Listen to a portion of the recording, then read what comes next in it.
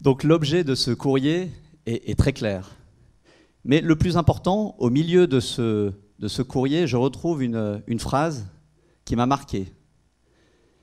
Bien que n'ayant aucune expérience, et après plusieurs tentatives infructueuses, j'ai pris le pari de vous faire cette surprise pour vous surprendre et attirer votre attention.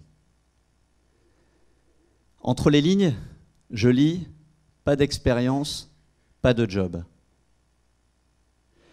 Alors la fin est plus heureuse puisque j'ai eu l'occasion de rencontrer cette personne et nous avons collaboré quelques années. Néanmoins, cet événement m'a marqué et il a servi de fil conducteur à l'ensemble de ma carrière de recruteur depuis plus de 20 ans. En effet, vous me l'accorderez, dans un monde où on dit que les jeunes représentent l'avenir du monde, mais de l'entreprise aussi, est-il vraiment normal de constater qu'il est plus difficile pour un jeune de trouver un emploi que pour ses aînés ? Il suffit pour s'en convaincre de regarder le taux de chômage des jeunes en France. Est-il normal, alors que tout parent qui se respecte, et j'en suis un, voit dans l'accomplissement professionnel une partie de l'accomplissement personnel, de voir des jeunes au banc du marché de l'emploi ? Est-il normal de voir que Londres est devenue la 6e ville française par le nombre de jeunes qui y trouvent leur premier emploi qu'ils ne trouvent plus en France ? Le constat est très clair. Est-ce une fatalité pour autant ? Ma réponse est non. Il existe des solutions et j'aimerais partager 3 thèmes avec vous. Le premier thème, recruter autrement. Le deuxième thème, former autrement. Le troisième thème, manager autrement. Prenons un peu de temps sur le recruter autrement.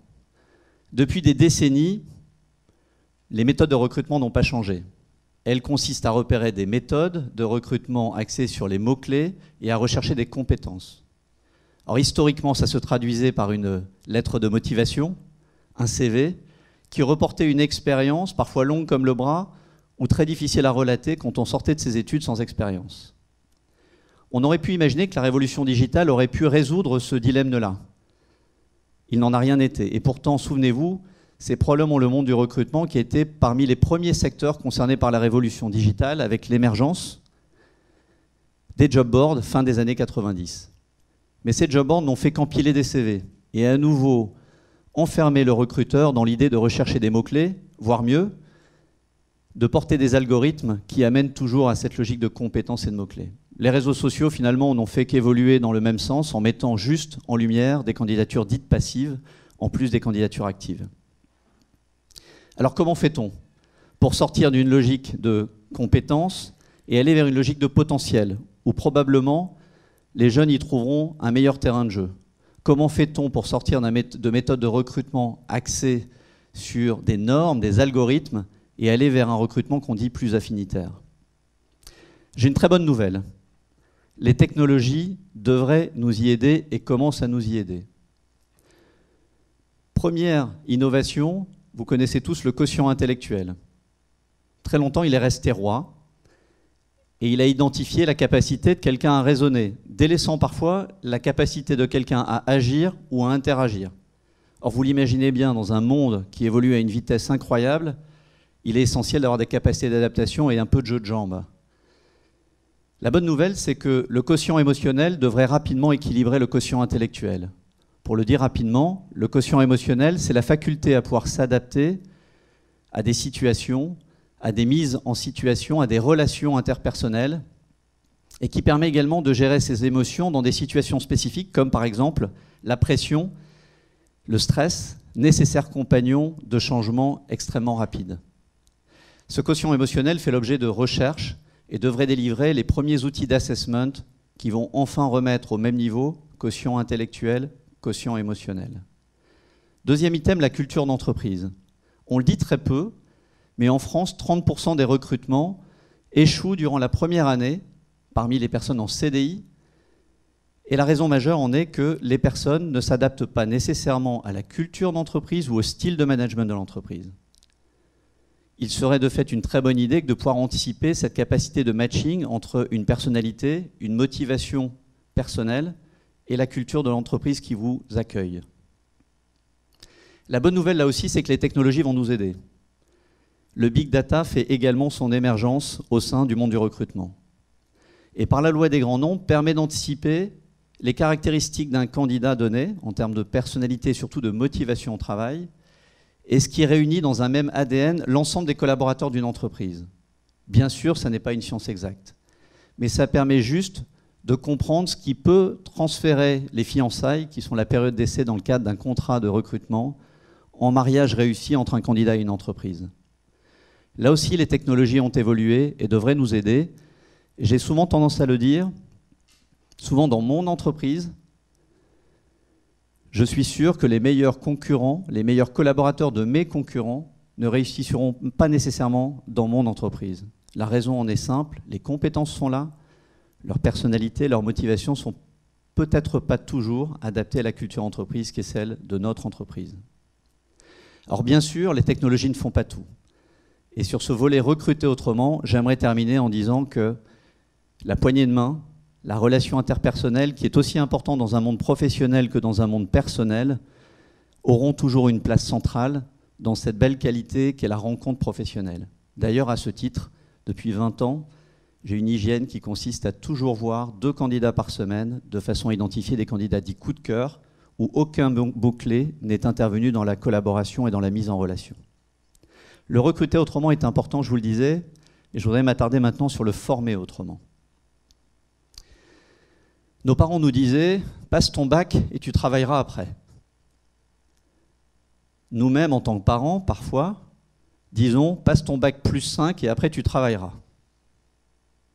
Et pourtant, quand vous regardez les statistiques, cette année, 38% des diplômés de bac plus 5 sont au chômage 1 an après être sortis de leurs études. Ça signifierait que le diplôme ne fait pas tout dans la recherche d'emploi. Sur cette thématique de la formation, regardons aussi du côté de nos voisins. Les pays en Europe qui ont les meilleurs taux d'intégration des jeunes sont les pays d'Europe du Nord, l'Allemagne et la Suisse. En Suisse, on ne regarde pas la proportion d'une population qui passe son bac. On regarde le nombre de personnes qui suivent un parcours d'alternance. Plus de 70% des diplômés le sont suite à une alternance. En Allemagne, qui compte 3 fois plus d'alternants qu'en France, les alternants suivent un parcours pendant plus de 30 mois, quand ce parcours dure 17 mois en France. Et force est de constater que le taux de chômage des jeunes est au même niveau que le taux de chômage des personnes qui ont déjà une certaine seniorité. Ce sera un exemple réussi. En France, l'objectif est de former autrement, d'éviter ce dilemme de devoir former pour ensuite travailler. Et l'alternance est probablement une solution pour le former autrement.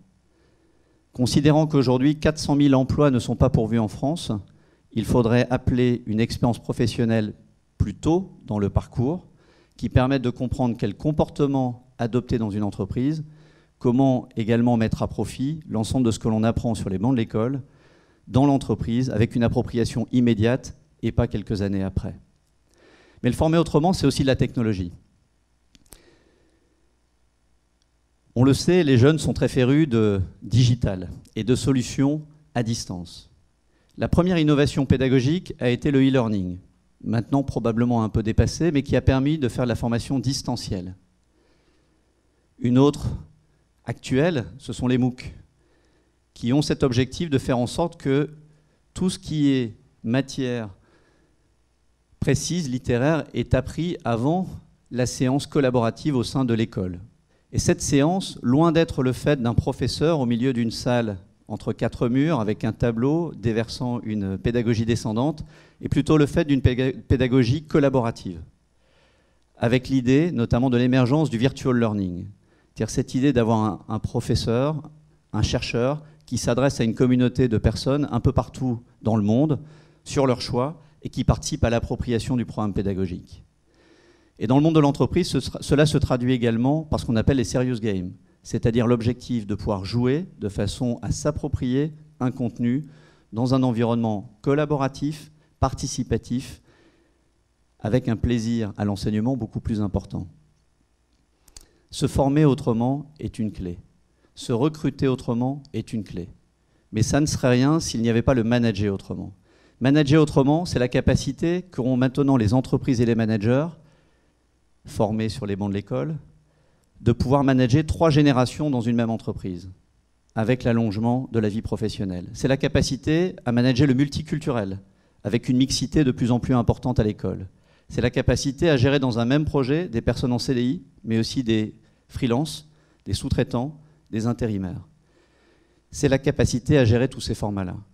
Mais avant toute chose, je voudrais conclure en vous disant que c'est aussi la capacité à donner, à identifier la qualité d'un projet, à donner du sens à ce projet, et enfin, de faire confiance aux jeunes, et les entreprises n'en seront pas déçues. Merci.